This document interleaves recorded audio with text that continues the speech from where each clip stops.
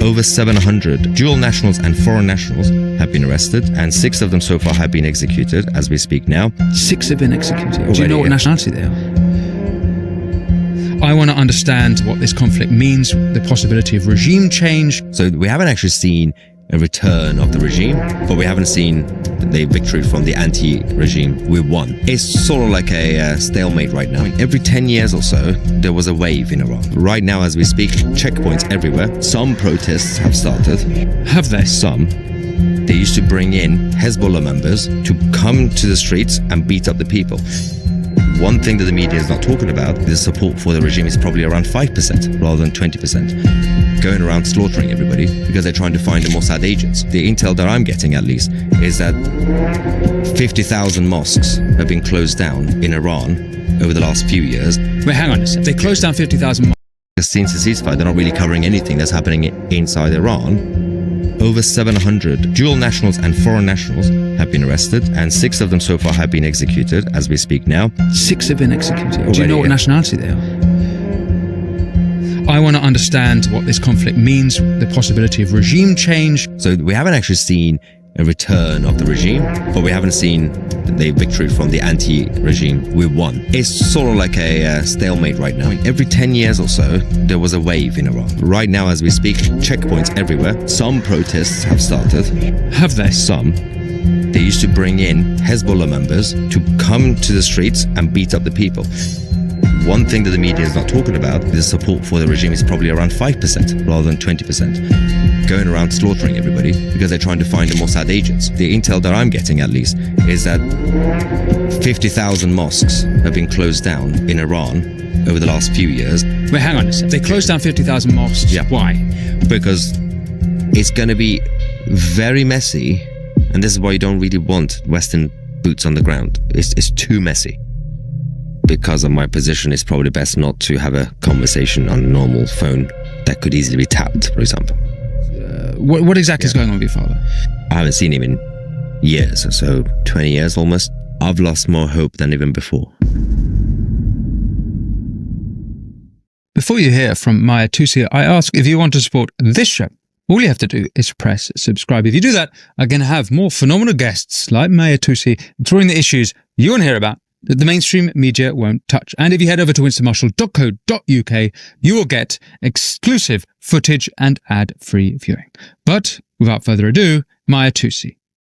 Maya Toossi, thank you so much for coming to sit down with me. You are, of course, a veteran on the new media game in Britain. Staggering numbers. Your show is having, it seems to me, a million views a day, especially since the Israel-Iran war broke out, Operation Rising Lion. This show, we've covered that war, that conflict in considerable detail, not least because I happen to be in Israel, so the audience will be familiar with what it was like on the Israel side. You being Iranian, you have family in Iran, you have original insight into what's actually going on in Iran, which is what I'm actually desperate to hear about. And not only that, you're telling me before we start shooting now, actually, the ceasefire, it's kind of bollocks because there's still stuff going on within Iran. I want to understand what's the true ethnic and social makeup of Iran before the conflict, what this conflict means, what the possibility of regime change, where is the Reza Pahlavi, the Crown Prince, all of that I'm hoping we can get into. But first, if I may, I'd love to know your personal story because although you're born in Iran, you moved here, I believe, at a young age, and it wasn't long before the Ayatollah himself put a fatwa on your head. So I wonder if you might tell me that story. Yes. So as you said, I was born in Iran. And when you're born in those type of countries where at the time, it's not like a North Korea sort of society. It's more like Russia, China, Iran, where there is tyranny. But, on the surface, it seems fine. Just as long as you behave, you're fine. But as a kid, you're told you have to be wired into current affairs. Your dad will teach you, you have to know what's in the news. Whereas in the West, relatively peaceful and prosperous countries, a lot of young people don't really know who the deputy prime minister is, for example. So that you have to know for your own security. Exactly. And my mother one day was chased by the morality police because her headscarf was slightly to the back, and she ran, and coincidentally the first door she found happened to be the British Embassy, and things escalated from there. Of course, then the British Embassy, in a very rare situation, tried to help her. Once she came to London, after about a year, I was 13, 14, so old enough, I moved legally as a kid, and then things changed. Obviously, then my life was here. As a kid, you don't like change. So I'm like, I've got to move my friends and everything else. Then you adopt and you kind of integrate. That's one of the things my mother told me, that always be grateful that this country, this generous nation, welcomed us in. It's your job to make them feel comfortable and integrate. It's not their job to make you as a newcomer feel welcome or comfortable.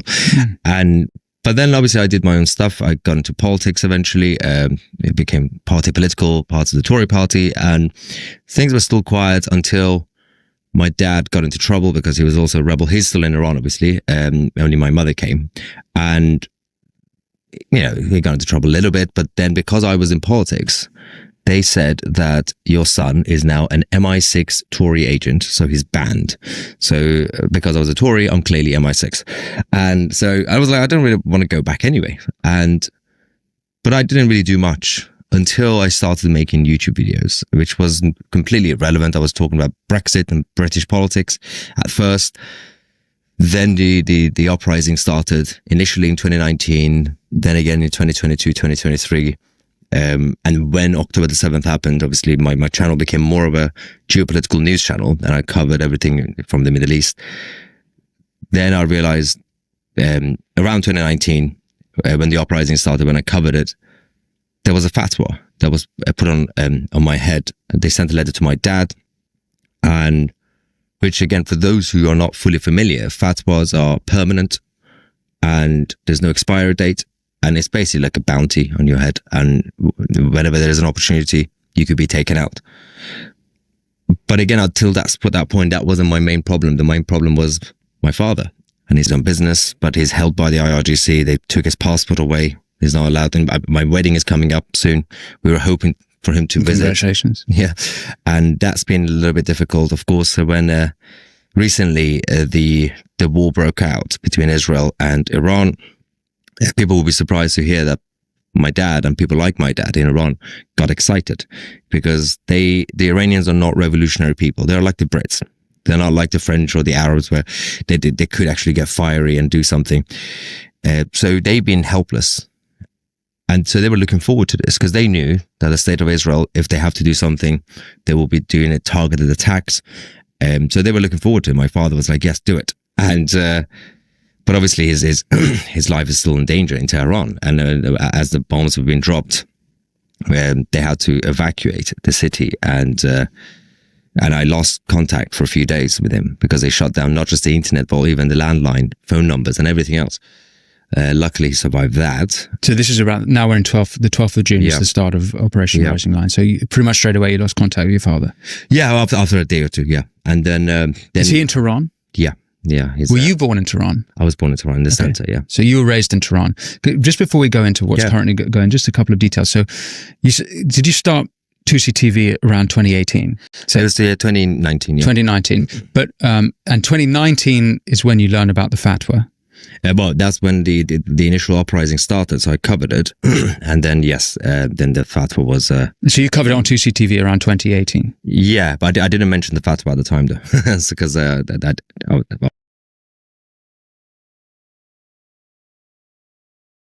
was terrified. Oh, you didn't want people to know about it? Yeah, exactly. Right, okay. I've only mentioned it the last probably like a year or so, when I realized that this is the end of the regime. And even though you might still say, well, that's a risky move because as they get weaker, they will get more desperate. But I think they have bigger problems than Maya Tousi. So, well, I don't know. It sounds like you've been a bit of a thorn in their side, to say the least, particularly of getting your message, your ability to get a counter narrative to the regime's narrative out there. I think actually might be doing a better job than the Khomeini himself. But just to rewind a moment, because what exactly were you doing with the Tories you're just a party member, or were you sort of an activist, or? Yeah, so I was an activist. I worked in Parliament for a Tory MP, and then I was Which MP? It was Henry Smith, Crawley. Back, I don't know if he's still an MP. I don't think he's an MP. Okay, and but I was pretty active in the Tory party. And actually, when you're a young Tory activist at a time, they tell you that there's only one way: you have to become an MP. So my plan was to become an MP. Luckily, that didn't go well. So right, okay, and then I kind of became less active and became more active in terms of the 2016 Brexit referendum, things like that. Then obviously things just changed, and I didn't really want to stay in politics. So I just had like normal jobs throughout my 20s over the last before, obviously I'm now 37, until the age of probably around 30, 31, when I started YouTube, and there was no plan. It was just alongside my job. Mm-hmm. It was just a hobby. And when people started listening to me again, primarily about Brexit, then I realized I'm a contrarian. I don't like authority, so I don't like to work for people. So I took a risk and I decided to make my own channel. Mm-hmm. And with that came a lot of good things. Independence, you have your business, and people like you, but the problem is some people hate you. And this is where things got complicated. Politics and media is a perilous game. On the topic of conflicts in the Middle East, let's take a quick look at how the media is reporting on Trump's new Israel-Gaza ceasefire deal using Ground News. Now, left-leaning Middle East Eye ran the headline, "Trump beware, enabling Israel to impose its will on the Middle East will backfire." We specifically partnered with Ground News because their app and website helped me and my team cut through media bias and get the full picture on any story like this one. There are over 675 articles published on Trump's new Israel-Gaza ceasefire deal, and we can access every single one through Ground News, complete with source context and key breakdowns. Meanwhile, right-leaning The Express led with, "Trump announces Israel-Gaza ceasefire deal, but warns it will only get worse." Two very different narratives from left and the right. Seeing all sides, regardless of political lean, is essential to making informed decisions and spotting bias. That's why Ground News' blind spot feed, which highlights stories underreported by either side, is such a powerful tool. I genuinely believe in what Ground News is doing, and I ask you to check it out by scanning the QR code or visiting ground.news/Winston. If you subscribe through my link, you'll get 40% access. Ground News is subscriber funded. So, by supporting my sponsors, you are also supporting this show. Can you just colour in the 2019? I have done a bit of it on this show. I had Masih Alinejad on the show, but for people new to Iran as a story, as an issue, they might not know. Just can you give a quick description of that, a primer? Yeah, so just a very quick summary just before that. At that point, every 10 years or so, there was a wave in Iran. So obviously 79 was the actual, what I call paramilitary coup. The Islamic occupation happened. 10 years later, around 1989, just after the Iraq war stopped with Iran, there was a bit of a kind of uprising, but that was primarily done by the communists in Iran, and they were called the Mujahideen, and they were all slaughtered. And then 10 years later, in 1998, 1999, that was the first popular protest, which was students. And it was in opposition to a newspaper being closed down. It was very basic things. I think by that point, younger people in Iran were like, yeah, we have a normal country. We have to protest against the newspaper being shut down. They forgot that you live in basically North Korea. Then 10 years later, 2009, we had that infamous presidential election, which was rigged, and the Green Movement happened, and many people died. That's when Masih Alinejad also left the country, came to the West. What is the Green Movement? So this was, again, young people in Iran, but still hopeful for some reason. And instead of having revolutionaries right now, we had reformists. And their candidate, Mousavi, who was still basically pro-Islamic Republic, but they were the reformists, and people had some hope that at least he could become president and he could domestic policies, he could do more reforms, social reforms and all that. People were still in their own bubble that, I think it was a bit of a defeatism that the Islamic Republic is here forever, so let's just try and reform it from within. And then there people realize, they don't even give us proper elections. They just rigged the election. And Ahmadinejad, who was a more kind of hardcore conservative candidate, pro-IRGC, won. And that's when the whole illusion was shattered in Iran. But again... Sorry, what illusion specifically is shattered? The idea that it can be reformed at all? Yeah. Okay, so they sort of give up. Yeah. It'd be interesting just to tie this. You say earlier that your father is very happy about what's going on. And you suggest it seemed implicit in what you're saying that a lot of Iranians are like that. If not all, a big chunk, yeah. That would be surprising to me, because one of the big shocks has been actually how popular the regime appears to be within Iran. You might tell me I'm completely wrong, but I mean, at the minimum, I've seen some reports that they only enjoy 20% popularity, but I've spoken to others who have said they enjoy up to 60% popularity. And this Ambassador Michael Oren, the former Israeli ambassador to the States, told me that. And so actually, I was quite shocked. And given what we've seen, the sort of lack of spirit for regime change within Iran suggests to me that maybe they are more popular than. No. So firstly, whether I say something right now or some sort of a former diplomat or some sort of analyst would say something, it is all still our instinct. So we don't have the exact paper saying this is the number, because we don't have access to Iran. You can never get an actual opinion poll. So it is all based on instinct. But my experience, and many people from this side, Iranians, would tell you the way we assess the popularity of the regime is on a couple of very obvious levels, because we know that this regime from day one is more about visibility. So when they had a few million people out at their rallies back in the day. Which rallies? This is the Green Movement stuff? No, the pro-regime, just rallies. The pro-regime rallies. Yeah, back in the day, like years ago, decades ago, just a rally that they would do, for example, anniversary of the revolution. A lot of people would come out.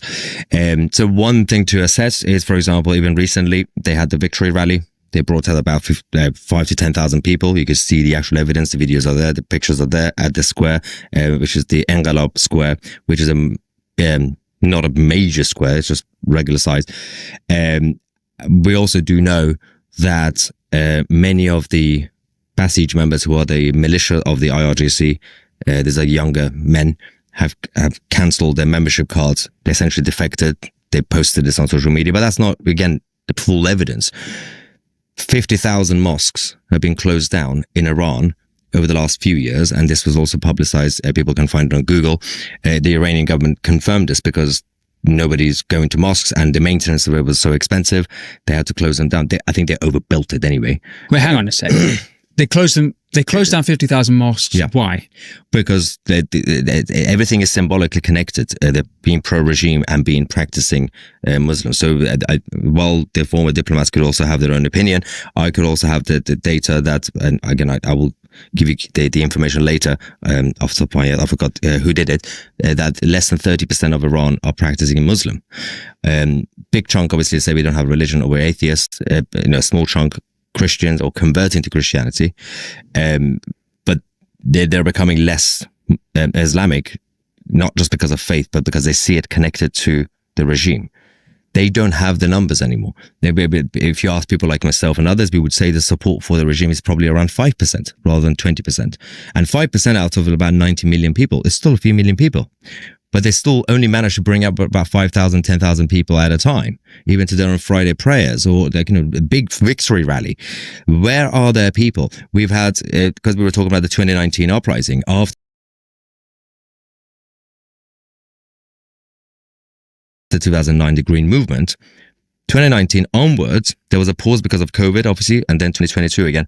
What started was no longer political. It was a cost of living crisis uprising. You had poor people, you had the working class, you had people who would seem religious. They were on the streets with the liberal-minded people and the younger people. So it wasn't just a bunch of middle-class educated university students who were just saying, we want freedom, we want to be westernized. Everybody started to turn against the regime. Their own so-called supporters, who they were not IRGC members, they were supporters, because they were in 2022. Yeah, that was when 2019 onwards it changed, and they started losing everybody because they can't even, back in the day, they used to bribe. So if they lost their faith after the failure of the Green Movement in 2009, they regained it by 2022. Is that what you're suggesting? The people, the anti-regime people, realized that reform can't happen, so they became more revolutionary. They wanted regime change. But in 2019, some of the more working class religious people who used to be by default pro-Islamic Republic, they were the ones who also came out. And since then, the working class, the poorer, more religious people, they're still religious, they're now out. So they've lost even their own side. Okay, so just forgive me if I'm being slow on one detail, but you say 50,000 mosques have been closed down by the regime. Yeah, just why would they close the mosque down? because the maintenance issues. Oh, because it's nobody too was going. expensive to Yeah, nobody maintain. was going. Yeah, nobody's attending the So, mosques. I see. That was just and they publish it themselves because they were just saying we have to reorganize our society. Am I right in understanding that Iran has a much stronger middle class? Yeah. So this is Well, what in cities. Yeah. in cities. Yeah. This is makes it quite distinct then from other Arab nations that surround it. So if you like compare it to Afghanistan or Iraq, Yeah. And as neocons want to do in today, given what's going on, Yeah. It seems that one obvious possible, or maybe one of the possible explanations where there's not been an immediate regime change is because there's a much stronger middle class who are actually a bit too comfortable. Am I right, wrong? No, it's not comfortable. It's scared. And as I said from the beginning, the Iranian culture have never been revolutionary, unlike the Arabs or others. You shoot a couple of them at a protest, everybody runs away.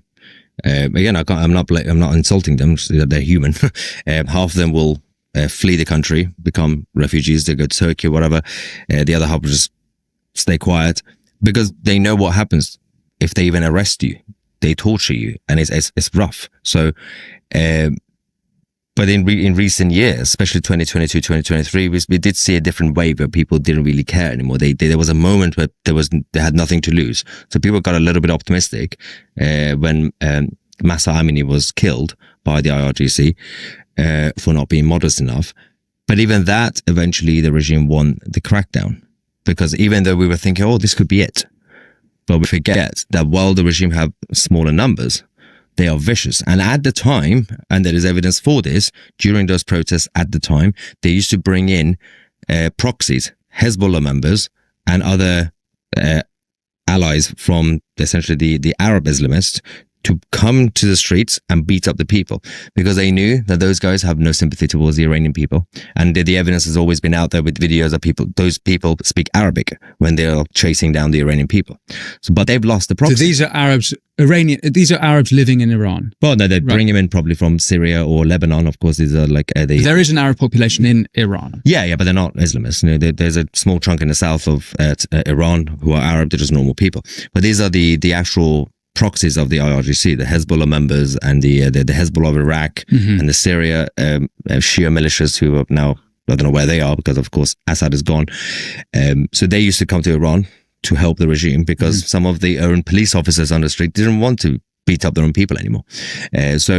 But that's gone now because the proxies have been completely destroyed, almost basically by the IDF. So they now struggle. So all the intel I'm getting from Iran is that they have right now, as we speak, checkpoints everywhere. It's literally like the 1979, just post the revolution, where it was basically a sort of war zone where they had to basically make sure everybody who was pro-Shah is arrested and taken out. It's like that again, but they are struggling with the checkpoints. The intel that I'm getting, at least, is that they don't have enough people. They have to keep moving people around from the checkpoints on the streets. Take 4 people here. Okay, move 2 of them. 3 of them come back. That other checkpoint is now empty, but they have guns and people are terrified. But as of today, which is obviously filming, it's the beginning of July, some protests have started. Have they? Some. And we have to be objective. And this is primarily at funerals for the Iranians who've been killed. One thing that the media is not talking about. So not the IRGC or the Quds members or the nuclear, we're talking about civilians. Civilians. One thing the media has not covered since the so-called ceasefire is that over 700 dual nationals and foreign nationals have been arrested. 6... Because they're dual and foreign nationals? Well, because apparently they're spies. That's right. the accusation. And 6 of them so far have been executed as we speak now. 6 have been executed. Already, do you know what nationality they are? A couple of them were dual nationals, German, American, and I wouldn't know the others, unfortunately, but they would be probably British or something. Well, that's interesting. So an American's been killed and possibly Brits have been killed. And the issue is, this is the number that we do know officially, over 700 people with that. I don't have the exact number, but I can easily tell you that hundreds more or a couple of thousand more of normal Iranians have also been arrested and being tortured. So people are being killed right now and people are now having their funerals, but the media is not talking about this because since the ceasefire, they're not really covering anything that's happening inside Iran and they're getting away with everything. They're just going around slaughtering everybody. because they're trying to find the Mossad agents. And there are Mossad agents, obviously, because, again, as by the time we're speaking now, the mysterious attacks are still happening at IRGC sites and buildings, explosions. No one's taking responsibility. The assumption might be that, could be Mossad operatives with the drones that they have, because there's still some of them left, or could be anti-IRGC Iranians. It's some members of the armed forces who are different to the IRGC have said to have defected, not publicly, obviously, but quietly. So we don't know who's doing the attack. We know there are attacks on the IRGC, and we know normal people are being arrested, tortured, and killed. So there are funerals, and we have just received a couple of videos of some of the funerals where people stop because everybody is together because of funeral. They become confident and they start chanting and protesting. It's the initial gathering of the crowd which is difficult in Iran, because there are checkpoints everywhere. In this country, in the West, you just have to start bringing in a couple of people with signs, and then the others will join them, and then that's a protest. And you could call them or do a WhatsApp group, 4 p.m. outside Parliament. In Iran, you can't do that. They're checking everything. So it has to be a spontaneous moment where everybody's together and they look at each other. Can we start chanting now? So the fact that they're just doing it at their funerals, they kind of, I think, know that the regime are not going to do anything, because the regime want them to get it out of the system. You're at the funeral over there. Do your chants. We keep an eye on you, but you can do that. Just don't come on the street now. Just do your chants, get it out of your system. That's how the regime has been in place all this time. And is that maybe combined with the fact that they're somewhat thin after Operation Rising Lion? It'd be worth to get your take on how damaging Rising Lion was in a few metrics. Obviously, the nuclear aspect, which is the stated aim of the war. As we just, it's been reported this morning, the Pentagon, after there was one report that it only set back around 2 months, the Pentagon now say it's been set back 1 or 2 years. Then there's, of course, militarily, how much they've been set back. It seems that they were set back in terms of their air force pretty dramatically in 2024, with the two sets of conflict in April and then later October, November with Israel. But if you're following this war, it's like, oh my gosh, they were they're significantly behind militarily. They didn't, any of the things that we feared that they might have, any of the, I can't remember what, they had crazy names, some of these ballistic missiles they had. But it didn't seem that they had worse than a Khyber missile or an Emad missile, which are horrific, terrible missiles, but they could have had worse. Cluster bombs inside. The cluster bombs. They did use a cluster bomb.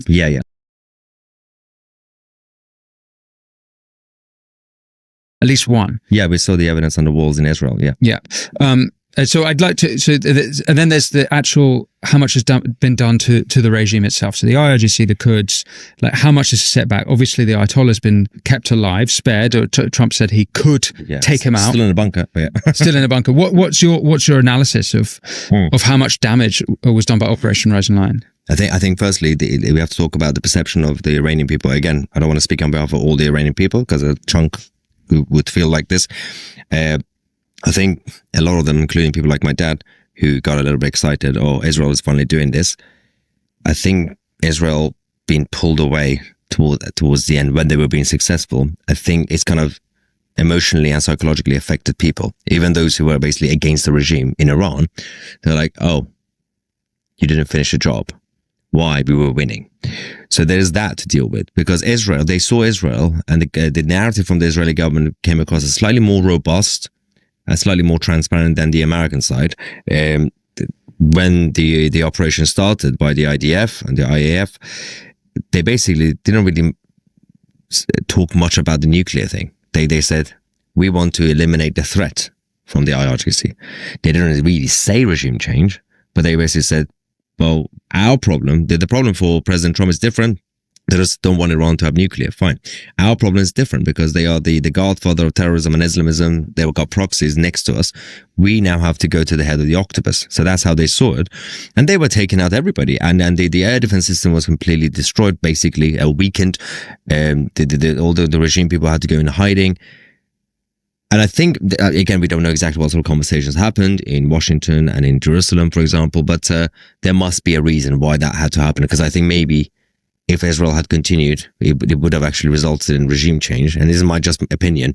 And then regime change would have been blamed on Israel or the West. it's not a good look, especially after what happened in Iraq and Afghanistan. Yeah. Perhaps that might be the reason, because there's no reason, if you're winning, why you should stop.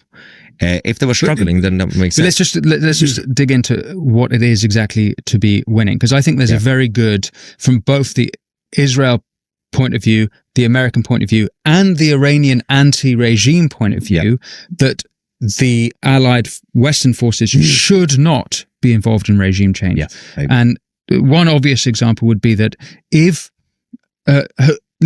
whatever the next regime is, even if it's popular within Iran, and even if it's pro or sympathetic towards Israel and the West and wants good, peaceful trading relations, etc., if the hand of Mossad or Israel, IDF, Israel, or the hand of America was in any way involved in regime change, it would undermine its legitimacy, even if there was a minority within Iran against it. So in a sense, that's a good thing, right? So when you say your father is unhappy that they didn't finish the job, what more did he expect? So my father is like me. So we neither of us agree that Israel or America or anybody should directly be involved with regime change, because the reasons you mentioned as well. But they know that they can't finish the job on their own. People in Iran, they wanted essentially Israel. Not America, it will be a different thing, but Israel and Iran, Israel and the Islamic Republic have been sworn enemies for decades. It will make sense if one of them kills the other one. It's not like America, like going to liberate the Iraqis. So they kind of wanted, or I kind of wanted, for example, to finish the job, as in just take out the IRGC, but you don't have to be involved in the regime change, like supporting anybody or going to Iran saying with Israeli flags, we are here to free you. Don't do that, but just weaken them towards the end, and then of course people can finish it. And I think again, everything goes back to what's been going on with the regime themselves, because the supreme leader is still alive, and while there was no army, nobody knew who was in charge. Even right now, no one knows really who's in charge. People walk around the streets, inflation is going up. No one knows, wait, is the president still in charge? The president was always a puppet anyway. Where's the supreme leader? We can just see a couple of soldiers with guns on the streets, but there's no unity. Like everything's just falling apart. But you can't have a direct regime change because it's a bad look, but there won't be any other regime replacing this regime. Iran and the Iranian people over the last few years, slowly, they've evolved. They don't want a regime. They just want to be a normal country. And it's interesting when it comes to the third world, we always say regime. Oh, this regime or the next one. We won't say it when it comes to the US, when it comes to the UK. We just say we're becoming democratic. In 1774, for example. Is that not implicit in the regime? Regime change is like, oh, we want a democratic regime. But it's not a regime. Do you call what we have here a regime, for example? A better example in the US is we don't say regime. We just say government. It's a system. We say system. We say system. We do. But detractors of the West, detractors of Israel will say regime. Oh, no, of course. But when we say regime when it comes to the Middle East, it comes across as a new group of people in charge. It could be democratic, but a group of people, a new people in charge. That's the new face. So like Al-Jilani, for example, it could turn Syria into a democracy tomorrow, but we will still say that's an Al-Jilani regime because he's in charge. But if the Iranians just simply want what the Americans got in 1700s, go back to what Iran used to be. You don't have to have, like, for example, Shah, but part of the thing that they had in the early 20th century, Iran was the first country in the Middle East to introduce constitutional monarchy, as in parliamentary democracy. So it's not about the monarchy part of it, it's about the constitution. They want to bring back the constitution, not necessarily the monarchy, just the parliamentary democracy. Right. They simply want to be like, okay, we'll decide on the head of state, because the consensus now is we have to have a transition government anyway. Have a referendum on what system we decide. Of course, the pro-monarchy people want to push constitutional monarchy, not dictatorship, sort of like the UK. Constitutional monarchy, they want to push for that. But there's still a big chunk of people in Iran, for very different reasons. They won't like it. Some, they were associated with the previous Shah. Some, just like people in the West, if you ask a normal young person, here's a new country that you're going to create. Would you like to have monarchy? Like, no, because you can't compute. Monarchy is a very traditional thing compared to the modern world. So, it could be a presidential, it could be a republic, or it could be a constitutional monarchy. Yes. Or it could be like a German style, a federal system with basically a fake president. But they know they just want a normal democracy. Is one of the problems they have that there aren't any obvious leaders? Or the way you spell it out there is more like you don't need a leader. They don't want a leader. They want an actual system change. Yes. Right. But it seems to me, if you look at politics through history, even today, actually it's charismatic leaders that bring about system change. And then I look and who are the possible new system changes? Well, the Ayatollah has named 3 possible successors. Ayatollah Khamenei is said to be, there's rumors that he's very unwell in his bunker. I imagine he's been under some stress. And then the name we keep hearing is Crown Prince Reza Pahlavi. Now, let's start, before we get to Pahlavi, what do you know about these 3 successors of the Ayatollah? One of them is the son, right? It's not going to be him. Even if the regime survives somehow and Khamenei dies, Mojtaba Khamenei becoming supreme leader, he's going to create more infighting at the top of the regime. He's not liked by anybody, and they see it as nepotism. They see it as like he's the Prince Harry of the Islamic Republic, like more like Prince Andrew actually. Keep him away. He's a weird guy. And then the other 2. I mean, Larijani has always been close to his family, been like a very influential family, but so he will be supported by most of the IRGC. But that's not even on the table. From my opinion, the moment the supreme leader dies, however dies, could just get a flu and die, get COVID, monkeypox, then it's over. Not instantly, perhaps not instantly, but that will cause first the infighting at the top.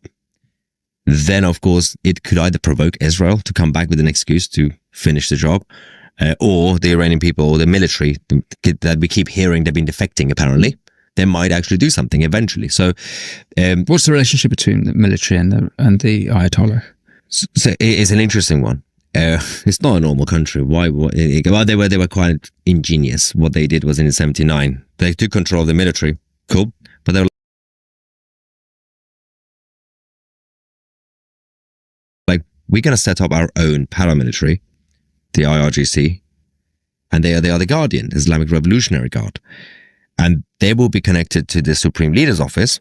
The Supreme Leader was supposed to be, technically on paper, initially, the first leader, Khomeini, was supposed to be more like a pope. It was supposed to be a spiritual leader, a head of state, but, quiet. But in reality, obviously, that wasn't the case. So the IRGC is there to, on behalf of the Supreme Leader, who's actually in charge of the country. It's basically an ongoing paramilitary coup that's taking place. They are the real military. But the actual military, the armed forces, like any other normal country, it attracts people who care about the country. They join it.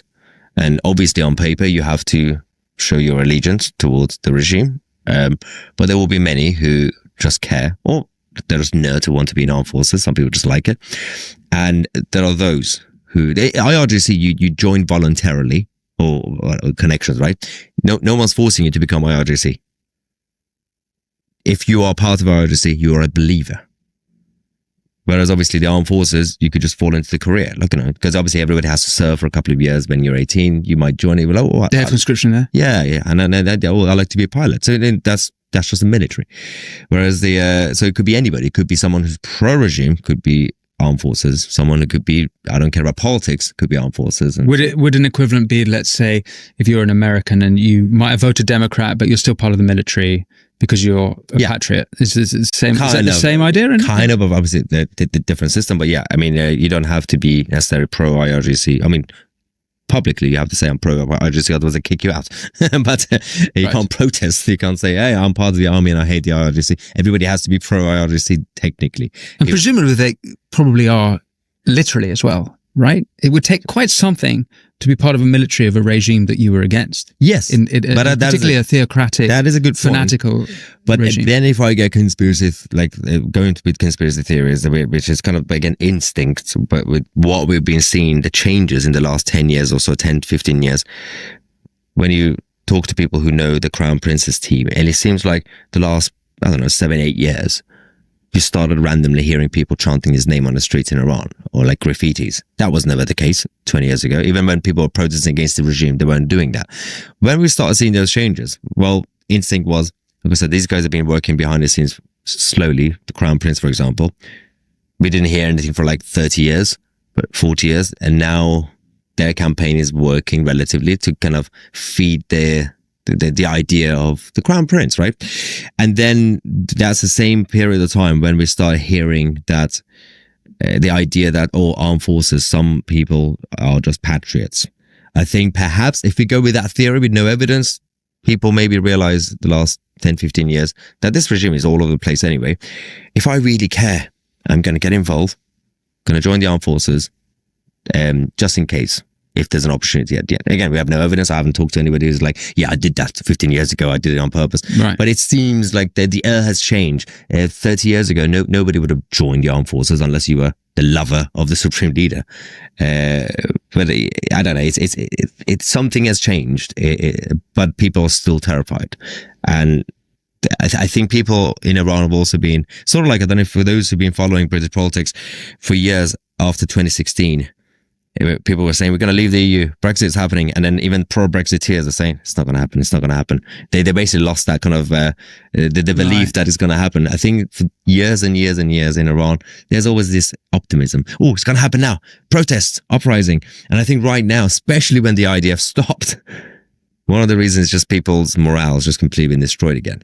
And while they have nothing to lose and their lives now terrible economically, I think that they're just completely gone what I would call Middle Eastern, which is that those cultures are very goes towards, it's sort of like the Russian cultures. They go back to depression and just later in misery, whereas they're very, very different to the Americanism that they created the 1700s and 1774, and they still have it. Well, particularly if they don't have anything to rally behind, to which it sounds like even if they did, it would be quite difficult to. Yeah. I already have mentioned Pahlavi. I want to talk about him now. I'm going to be honest.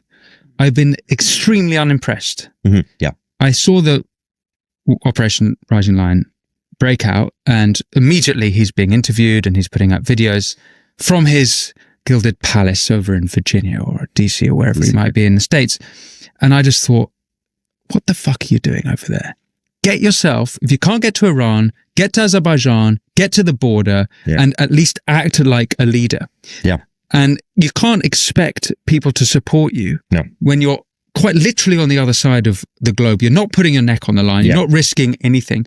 That's not going to elicit the kind of admiration and support you want from. That's not what George Washington would have done. It's not what George Washington would have done. It's not what Churchill or Napoleon would have done. They get out there. Leaders do that. And so I actually have been incredibly disappointed by him. Yeah. And I wanted to know whether you think I'm right or wrong to think that way. Yeah, well, relatively I know the guy, and I've met him and he's been on my channel and I've spoken to his team, and yeah, especially over the last few days, few weeks, I thought even when the operation was happening in Iran, I kind of wanted to, like, if I were closer to him, I could have said, at least the beginning, at least do more videos at first. Just do more videos the first day, couple of days.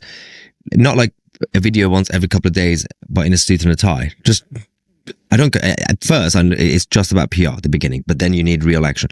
Just in your t-shirt with the selfie, just like something. But also just more robust. Patrick Bet-David, who also had him on his podcast a couple of times, was attacked because he's actually Iranian, his background, Patrick. He got attacked by Iranians because he went, like you, but more robust recently when the whole thing was happening. And he said, Reza Pahlavi still cannot directly say what he wants. He's still saying, if people want me, it depends on what people want. I'm here to serve. Like, tell people whether you want to be king, whether you want to be a sort of Gandhi figure or anybody. Just tell them what you are, and then they can decide if they want it or not. Tell them what your vision is for the country. And so what you say can't happen because he has to first decide if he wants to be that character, the George Washington character. If he says, I want to be that revolutionary leader, then yes, go to the border, right? For example. At this point, I would have probably just said, just get on the plane. I'm going to Iran. I don't care. Because that's what Khomeini did, obviously from Paris. He was like, I'm going there. And they thought on the plane that they're going to get shot down by the Shah's. Well, Khomeini showed a hell of a lot more courage than Pahlavi so far. Although by the time we publish this video, maybe it's the case that he just came through London, so he seems to be going in the right direction at least. He's making more efforts now in terms of rallying the troops in the West, because I think it's also been the international community and governments, politicians who didn't know what is the alternative, and people have been terrified. Like, what is the alternative? What's going to happen? Is it going to be a power vacuum? There won't be a power vacuum. But whatever we say about Reza Pahlavi right now, criticizing, there is a bit of a consensus. Not every Iranian that they would like to just rally behind. If he says rally behind me, they would, at least as just the revolutionary leader, not necessarily as a future king. They would, because there's nobody else. The only alternative, which they think it is the Mujahideen, who are a bunch of Islamist communists who have been very good at lobbying our politicians in the UK and the US. We've got people, grown-ups, that we know, we were like, you're a good politician, for example, or at least you're a smart person, like Mike Pompeo. Like, you're a smart person. I could disagree with what you say on some issues, but you're supposed to be a smart politician. He's a supporter of the MEK, Mujahideen. And we've had here Tory MPs, a number of them. Pompeo is a supporter of the MEK. Yeah. And because the MEK have been going around for the past few years saying, we've reformed ourselves. You know, they used to be an actual cult. Like, you know, they were doing forced marriages to keep inside the cult, Islamic, communists, actually Marxists. But they're saying we're not Islamists anymore. Fine. But personally, they're still culturally Islamic, and it's a bit of an off-putting thing for Iranian people. They don't want anything to do with any sort of religion. Like, if you say I'm religious, even if you come out right now and say I'm a practicing Orthodox Jew, I will be your leader. Like, no, go away. They just want complete secularism. But that's not the problem that they have with the MEK people in Iran. They are a cult who are Marxists. And then we got Mike Pompeo, we got Bob Blackman here, and we got many, a few. Who's Bob Blackman? A Tory MP. I'm pretty sure he's still an MP, but they've been supporting them because they fell for the trap. And then people are saying they might have been paid. I'm like, yeah, you could pay MPs, but not enough to... Like, what are you going to give them? Like £10,000 support? I don't think it's the money that makes these politicians support MEK. I think they're being very good at manipulation. Then we are the opposition. Nobody takes them seriously. But anyway, they don't really matter, despite if they hang out with Mike Pompeo and others. There is only basically one alternative to rally behind, but the alternative is not regime. It's just a system. But right now, again, if people are watching this weeks from now, months from now, maybe everything's completely changed. Yeah. So look, there's a few other issues I want to get into, but I feel like there's a couple of topics that we haven't quite finished. One is what's going on with your father. Yeah. So you mentioned that obviously that he's happy, or was almost happy by what's happening, but also he's been arrested but not arrested, or he's being supervised, or what exactly is going on with your father? So, to be fair, I've kind of mentioned my father quite a bit on my channel and on social media a little bit, and I tend to be quite strong about it. But it's when I think about it properly, it's I haven't seen him in years, so probably about 20 years almost, and despite everything, he got arrested a couple of times for having a satellite dish, because satellite dish, you get foreign TV, like they used to arrest you for that. And then they took his passport away. They keep an eye on you. They don't have enough space in political prisons anymore. So as long as they keep your head down, they're fine. His life, he was starting to believe just before the war started that we're probably never going to see each other again. But then we got excited, up to a point where I thought he was going to come to the wedding. Now, as things stand, I've lost more hope than even before. 2 years ago, 3 years ago, while I told you that we thought we're never going to see each other again, we always had optimism, both him and myself, that we kind of had a feeling the regime will change. Now, worse than ever, the feeling that I can't even lie to myself that there is optimism. Like, realistically, logically, I think the regime could go. But I don't have the energy to tell myself that, just like I told you about the Iranian people. And it's not about me just missing him. It's I can feel the pain on his behalf, what he's feeling finally, as I'm becoming a bit older now. When you're a younger son, you just bury your head in the sand. And now I've been told by his brother, his wife, he's ruined because I'm his only son, and it doesn't have anything else, and it's become it's sort of like the mourning a death to a point. Gosh, I'm so sorry. Yeah. And this is precisely because of what's happening at the moment. This is really very fresh then, dude. I'm so sorry. It's fine. Yeah. So are other members of the family also in similar trouble? No, I mean, there's everybody keeps their head down.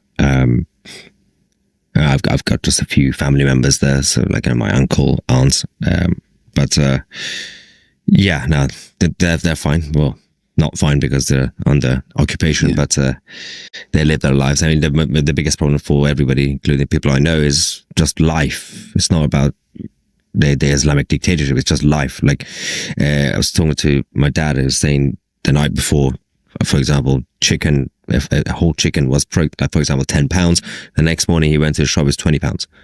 Like, it changes that quickly, and it keeps just going up and up and up, and they can't afford anything anymore. But on the surface, it looks like a normal country. It's turning into Venezuela. Are you able to FaceTime him? Yeah, so I know they had internet dropouts, didn't they? Yeah, but we can't communicate via multiple VPNs. He has to go through and encrypted apps like WhatsApp. Yeah, and Starlinks. Yeah, possibly. Yeah. Okay. So you have contact, but it's not all the time. There's a couple of minutes, few minutes each day that we get access. And this is specifically because they have his passport, so he can't. Wait, no, that part is just affects everybody right now. That they're controlling the communications, but yeah,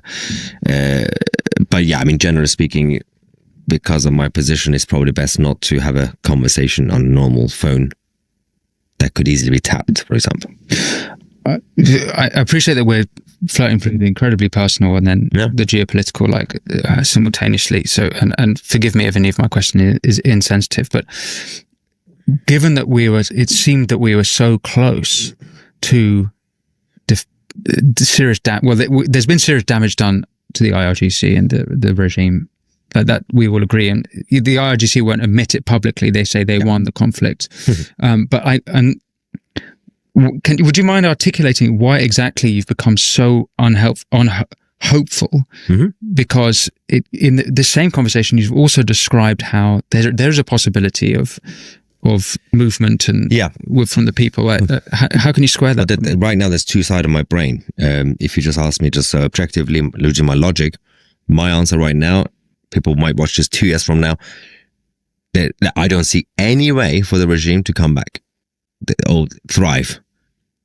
There's no way, based on everything that we know, and based on everything I know about the way that regime works on a normal day, on a healthy day, the way the control works, they've lost all that. So it is inevitable that it will end. Now, the worry that some people watching this would have in the West is, okay, we'll end. What is the alternative? The conversations that we had, what's going to happen after? My worry is it's so difficult to see these guys end. Even the logic says there's no way they can come back as winners. But what will happen to Iran? Because they're not going to give up and go.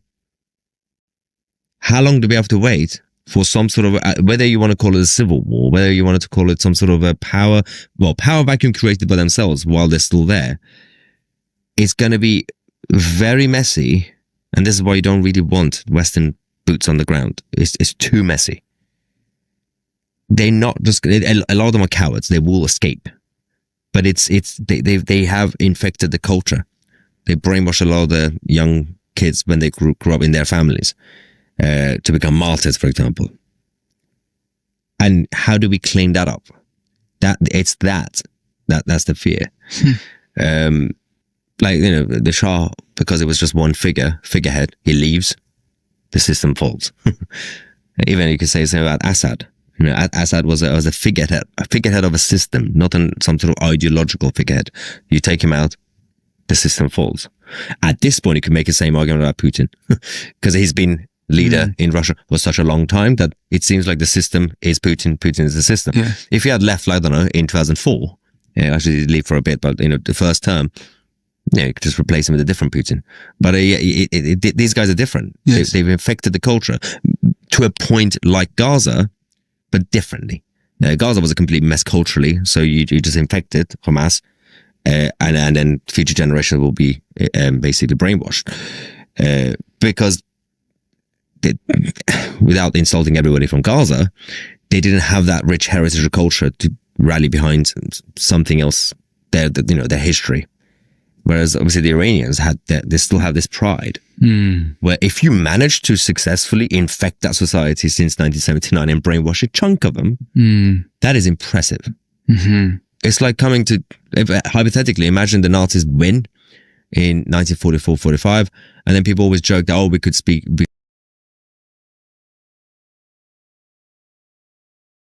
could be speaking German. Not really. They could enforce it as some sort of international language, but it will be very difficult for the Germans, for Nazi Germany, to come in the 40s and the 50s and 60s to completely change the behavior of the Brits, the British working classes. Mm-hmm. And if they manage to do it, it will be impressive. So that's how it's impressive what the IRGC did in an evil way. So yeah, I'm just worried about those guys. How do you clean that up? Yeah.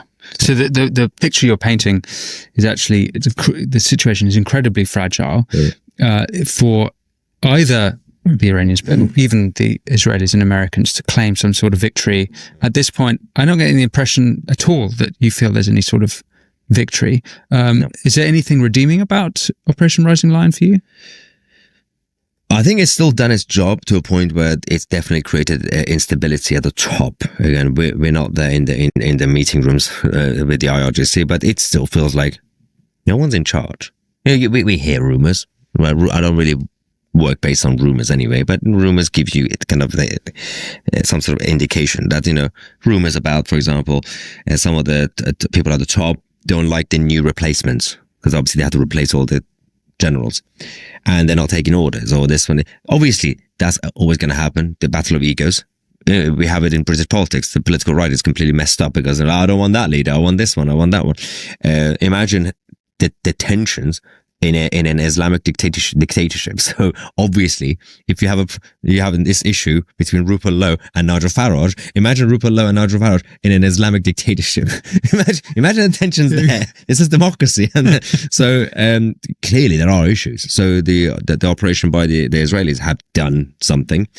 It's just that nothing is happening. It's been again a couple of weeks, right?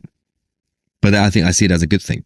So we haven't actually seen a return of the regime, return of the empire, but we haven't seen the victory from the anti-regime. We won. It's sort of like a stalemate right now. It's sort of like pending. Mm-hmm. We'll just have to wait to see which one will come out and say we won. Yeah. It doesn't matter what they self-identify as.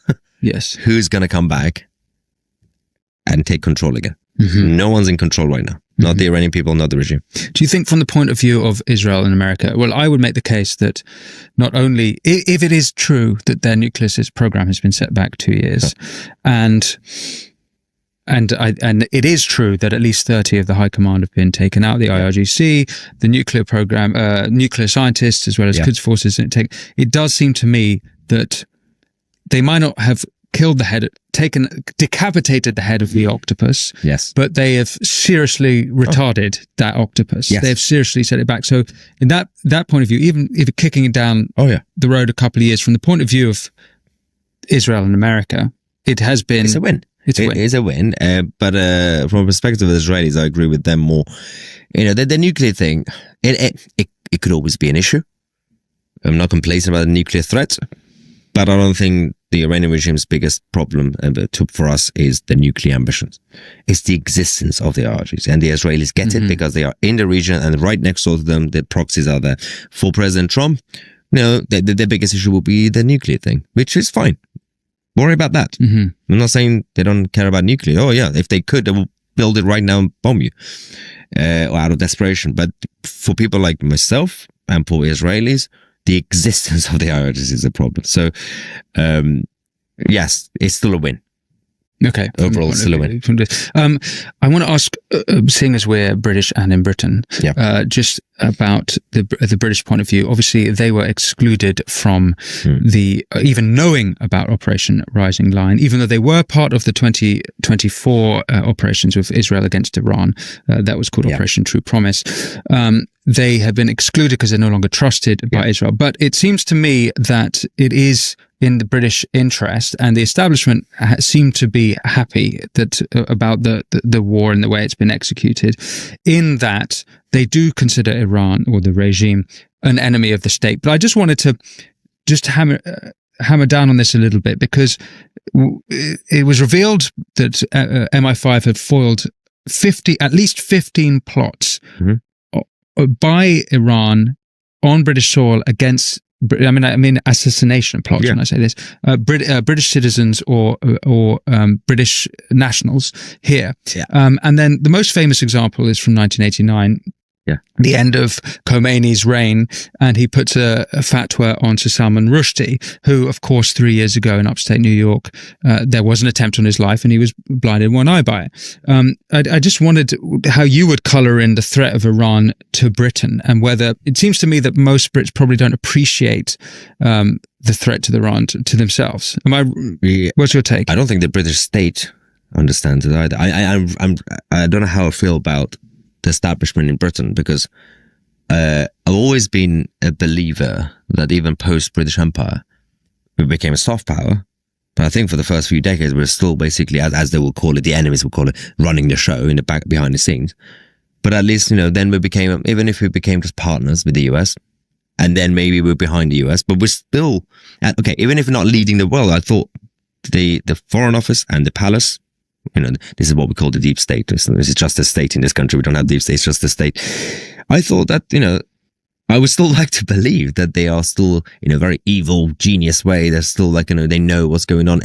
Everything that we are seeing, the decisions from politicians to civil servants, makes no sense. It feels like this country, it's not just weak. I don't think it knows what it wants. Why can't Britain designate the IRGC as a terrorist organizations like Canada under Trudeau and America, for example? And so some might say, though the fear of backlash. Well, Canadians should have had a bigger fear, because Canada was completely infested by the IRGC. How so? A lot of them, they still see it as a safe haven. If the regime falls, they're going to go to Canada. They've sent their families there. Way. London and Canada are the two main places they're going to go. So, and Canada decided to do a crackdown on it. Wait, why are they going to come back to? Why are they going to come to London?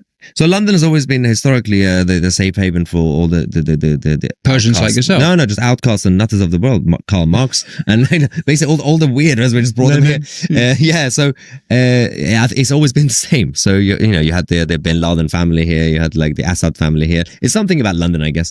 It's something I don't know. Dear. I know. Yeah. So the IRGC decided to send their kids to London a while ago, ages ago. They all these like young boys and girls of the sons of the IRGC leaders, they are now clubbing in Mayfair, in the Annabelle's members club especially. They're there doing drugs, doing drinks. There's nothing illegal about drugs, but as in they're not doing it terrorism. They're having a great time. They're living as Westerners. Their dads are killing Iranian people. They did the same thing with Canada. Not really sure how they ended up there or what decision was. I know why. Canada and Germany in the 90s and 2000s were more liberal when it came to immigration, more than now, for people to go there and to have an opportunity to work.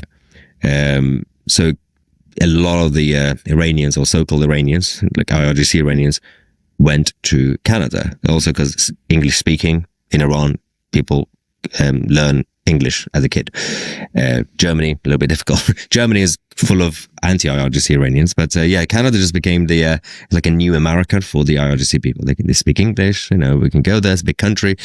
But they always knew that they have to have some sort of backup option. So, and then they're not stupid. They're very greedy. They're not going to be like, we're going to have to end up going to Cuba. They don't want to go to Cuba. They want to go somewhere prosperous. Yeah, prosperous. So, and why is it the British state? And we've heard that GCHQ and MI5 have been very busy with a massive watch list of thousands of people on this extremism list, and all these plots and everything else.